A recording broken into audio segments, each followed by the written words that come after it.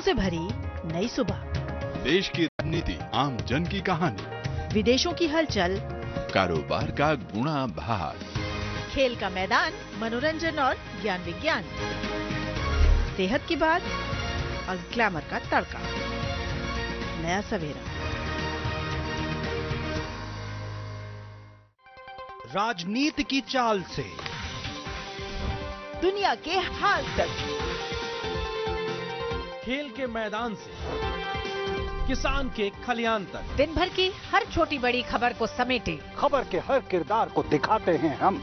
DD news का prime time show देखिए news night हर रात 8 बजे। मुझे आप लोगों को बंदी बनाने का हुक्म है। ये हमारा सौभाग्य है कि हम देश के लिए जेल जाएंगे। भारत माता की। चंद्र सिंह जी, सवाल छोटे बड़े का नहीं है, सभी का साथ होना जरूरी है। साथ तो हमें सरकार और सरदार का देना चाहिए। माफी मांगू छो हमारी की मणि बहन ने गिरफ्तार। इस सत्याग्रहियों को अगर गिरफ्तार किया है तो मणि बहन को पहले करना है। सवाल है लोगों की, जनता की परेशानी का। सरदार द गेम चेंजर हर रविवार प्रातः 11:30 बजे और पुनः प्रसारण रात 10 बजे, सिर्फ डीडी नेशनल पर। देश का पहला चैनल, देश का अपना चैनल।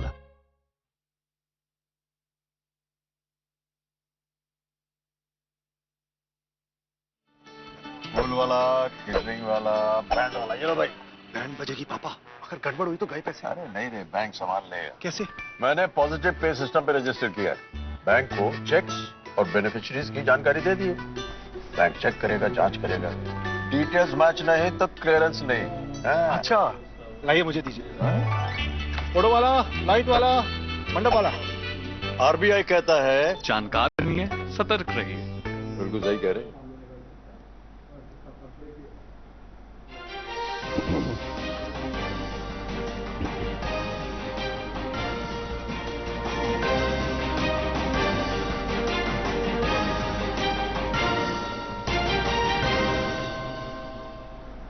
नमस्कार, मैं अहमद रजा हाशमी। सबसे पहले मुख्य समाचारों में। प्रधानमंत्री नरेंद्र मोदी ने बजट की गिनाई खूबियां, कहा इससे हर वर्ग को मिलेगी शक्ति, नौजवानों को मिलेगा रोजगार।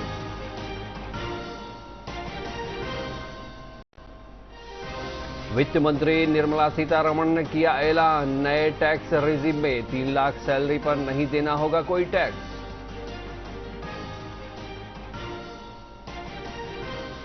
पटना के दीघा एम्स एलिवेटेड रोड पर हुआ भीषण सड़क हादसा, मौके पर हुई 3 युवकों की मौत।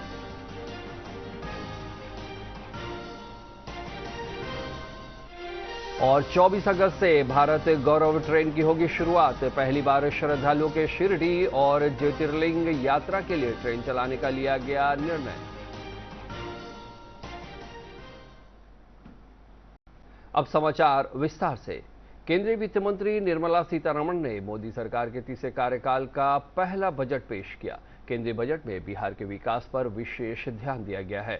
सड़कों के विकास के लिए बिहार में कई एक्सप्रेसवे बनाने की घोषणा की गई है। इसके साथ ही नालंदा और राजगीर के पर्यटन को विकसित करने में भी केंद्र सरकार मदद करेगी। प्रधानमंत्री नरेंद्र मोदी के तीसरे कार्यकाल का पहला पूर्ण बजट वित्त मंत्री निर्मला सीतारमण ने पेश किया। इसमें वित्त मंत्री ने कहा कि बिहार में 26,000 करोड़ रुपए की लागत से Patna Purnia expressway, Buxar Bhagalpur expressway, Bodhgaya Rajgir Vaishali Darbhanga expressway और बोधगया में 2 लेन ब्रिज का निर्माण किया जाएगा।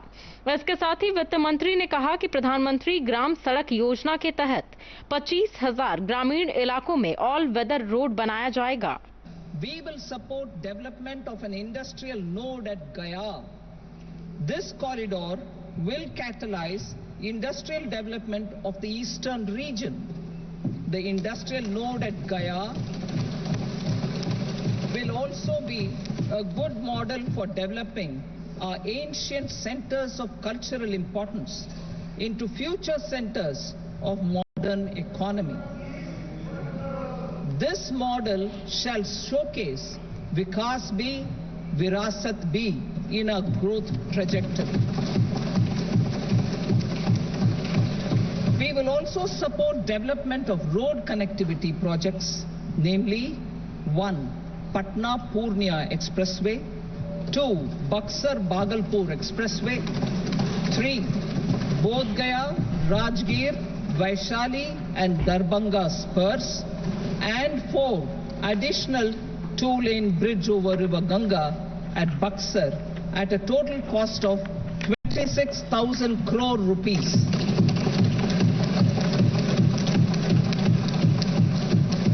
Power projects, including setting up of a new 2,400 megawatt power plant at Pirpenti, will be taken up at a cost of 21,400 crore rupees. New airports, medical colleges and sports infrastructure in Bihar will be constructed. An additional allocation to support capital investments will be provided. The requests of Bihar government for external assistance from multilateral development banks will be expedited. वित्त मंत्री ने अपने budget भाषण में कहा कि बिहार हर साल बाढ़ का शिकार होता है। नेपाल में इसके लिए डैम बनाना होगा। इसके लिए केंद्र सरकार 11,500 करोड़ की वित्तीय सहायता देगी। कोसी इंट्रा स्टेट लिंक और 20 अन्य परियोजनाओं के लिए भी केंद्र सरकार वित्तीय मदद देगी। केंद्र सरकार कोसी नदी से बाढ़ का सर्वे भी कराएगी। इससे इलाके के लिए योजना बनाने में मदद मिलेगी। निर्मला सीतारमण ने अपने बजट भाषण में कहा कि गया के विष्णुपद मंदिर और बोध गया के महाबोधि मंदिर में काशी विश्वनाथ की तर्ज पर कॉरिडोर बनाकर धार्मिक पर्यटन विकसित किया जाएगा। नालंदा को भी पर्यटन स्थल के रूप में विकसित करने के लिए केंद्र सरकार सहायता देगी। उन्होंने कहा कि अमृतसर कोलकाता इंडस्ट्रियल कॉरिडोर पर केंद्र सरकार बिहार के गया में औद्योगिक विकास को बढ़ावा देगी। इससे पूर्वी क्षेत्र में विकास को गति मिलेगी। प्रधानमंत्री नरेंद्र मोदी ने बजट की खूबियां गिनाते हुए कहा कि यह बजट हर वर्ग को शक्ति देने वाला है। उन्होंने कहा कि इससे युवाओं को बड़े पैमाने पर रोजगार मिलेगा।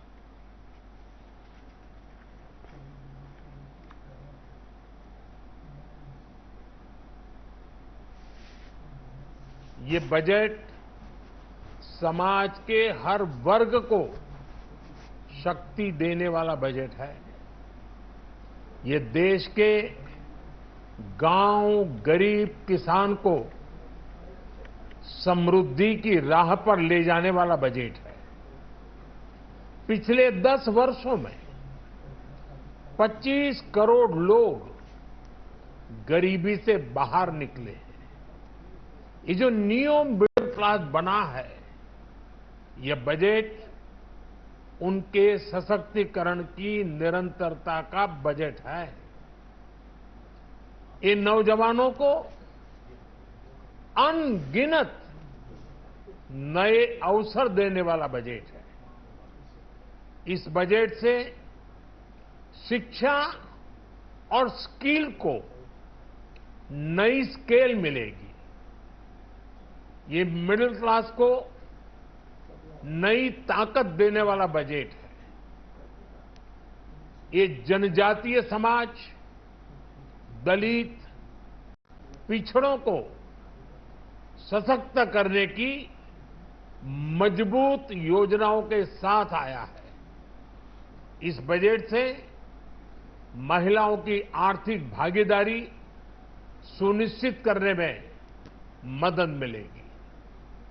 इस बजट से छोटे व्यापारियों, एमएसएमईज को यानी कि लघु उद्योगों का उसकी प्रगति का नया रास्ता मिलेगा। बजट में मैन्युफैक्चरिंग पर भी बल है, इंफ्रास्ट्रक्चर पर भी बल है। इससे आर्थिक विकास को नई गति मिलेगी और गति को भी निरंतरता मिलेगी। मुख्यमंत्री नीतीश कुमार ने बजट पर कहा कि हम लोगों ने केंद्र सरकार से बिहार को अतिरिक्त मदद देने की मांग की थी। अब जब बिहार को सहायता के लिए विशेष मदद मिल रही है तो हम उससे संतुष्ट हैं।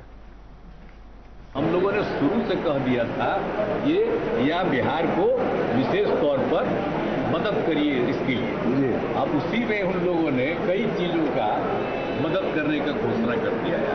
तो क्या हम लोग कहना था कि भाई असल चीज है कि हम लोगों को जो हम लोग इतना काम कर रहे हैं तो उसमें अगर केंद्र से बहुत सारे चीजों में और ज्यादा अतिरिक्त मदद मिलेगा तो फायदा होगा।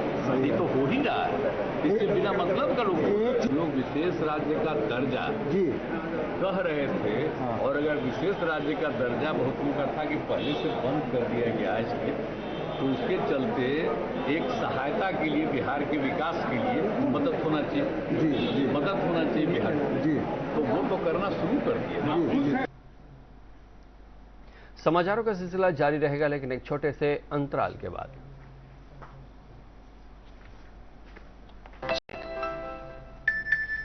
जाना पड़ेगा। अरे गेम छोड़ के 1 महीना हो गया कंप्लेंट किए हुए, बैंक रिफंड ही नहीं कर रहा है। कंप्लेंट करनी है। अरे बैठिए बैठिए, यहीं से कर लीजिए आरबीआई के ऑम्बुड्समैन को। कैसे? आरबीआई अधिकृत बैंक, एनबीएफसी या डिजिटल लेन देन के जितने भी प्लेटफॉर्म्स हैं उनकी शिकायत आप कर सकते हैं घर बैठे बैठे आरबीआई के सीएमएस पोर्टल पर। ये हो गया चेकमेट।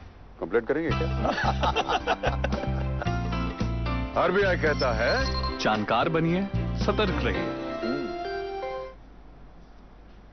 समाचारों में आपका फिर से स्वागत है। केंद्रीय बजट में वित्त मंत्री निर्मला सीतारमण ने बिहार के लिए पिटारा खोल दिया है। उन्होंने अपने बजट भाषण में सीधे तौर पर बिहार के लिए 59,800 करोड़ रुपए की घोषणाएं की हैं। इसमें 26,000 करोड़ रुपए सड़क परियोजनाओं में लगाए जाएंगे, जबकि 11,400 करोड़ रुपए बाढ़ नियंत्रण में खर्च होंगे। इसके साथ ही बिहार को 4 नए एक्सप्रेसवे का तोहफा भी मिलेगा। हालांकि विपक्ष ने बजट पर नाराजगी जाहिर की है। है विशेष राज्य के दर्जे से कम पर जदयू को समझौता नहीं करना चाहिए। बिहार के पूर्व मुख्यमंत्री राबड़ी देवी ने कहा है कि बजट में राज्य की अनदेखी की गई है। उन्होंने कहा कि अब वो नीतीश कुमार का फिर से गठबंधन में स्वागत नहीं करेंगी। स्वागत करेंगे, आएंगे हल्के रहेंगे। लोगों पीछे करो। चलिए। बाढ़ है, बाढ़ पर कोई काम नहीं हो रहा है। जनता के घर द्वार डूब गया है, दहा गया है, खाने पीना मर रहा है, फूल गिर रहा है, लगातार हत्या हो रहा है, मर्डर हो रहा है, चोरी डकैती हो रहा है, मजदूरों को मजदूरी नहीं मिल रहा है, रोजगार नहीं मिल रहा है। किसानों का खाद बीज सस्ता करना चाहिए, महंगाई पर रोक लगाना चाहिए। पेट्रोल डीजल सब महंगा है, किसान क्या करेगा? राबड़ी देवी के बयान पर बिहार के उप मुख्यमंत्री और भाजपा प्रदेश अध्यक्ष सम्राट चौधरी ने तीखी प्रतिक्रिया दी है। उन्होंने कहा कि अटल बिहारी के वक्त बिहार 4,000 करोड़ रुपए खर्च नहीं कर पाया।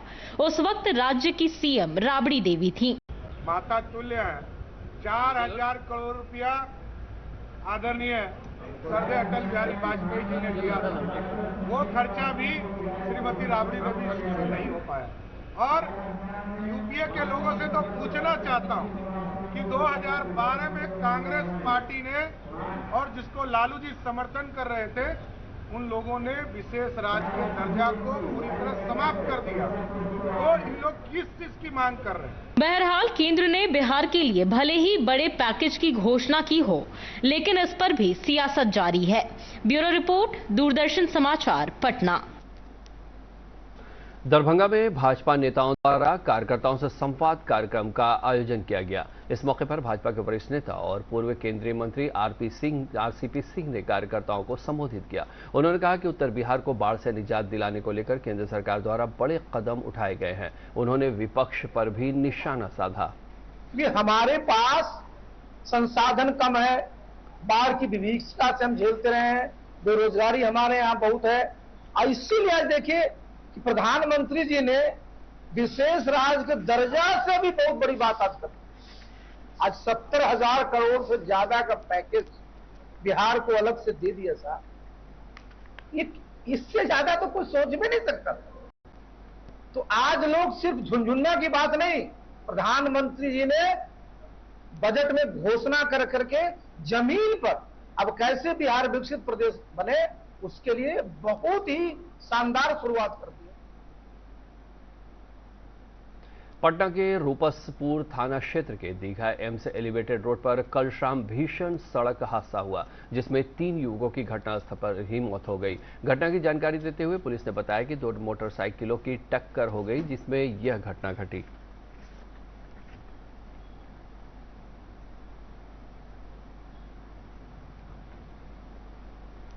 IRCTC एक बार फिर से देखो अपना देश के तहत भारत गौरव ट्रेन की शुरुआत करने जा रही है। 24 अगस्त को यह पर्यटक ट्रेन बेतिया से खुलेगी, जो पहली बार श्रद्धालुओं को शिरडी ज्योतिर्लिंग यात्रा कराएगी। सुगौली, रक्सौल, सीतामढ़ी, दरभंगा, समस्तीपुर, मुजफ्फरपुर, हाजीपुर जंक्शन, पाटलिपुत्र, आरा, बक्सर और पंडित दीनदयाल उपाध्याय स्टेशनों पर रुकेगी। विभिन्न तीर्थ स्थलों से भक्तों को दर्शन कराते हुए भारत गौरव ट्रेन 3 सितंबर को लौटेगी। अंत में मुख्य समाचार एक बार फिर से।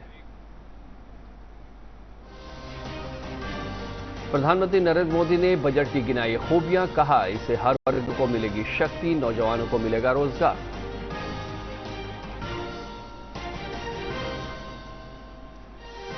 वित्त मंत्री निर्मला सीतारमण ने किया ऐलान, नए टैक्स रिजीम में 3 लाख सैलरी पर नहीं देना होगा कोई टैक्स।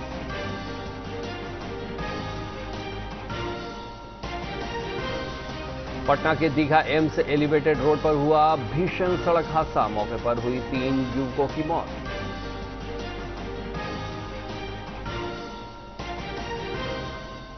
और 24 अगस्त से भारत गौरव ट्रेन की होगी शुरुआत। पहली बार श्रद्धालुओं की शिरडी और ज्योतिर्लिंग यात्रा के लिए ट्रेन चलाने का लिया गया निर्णय।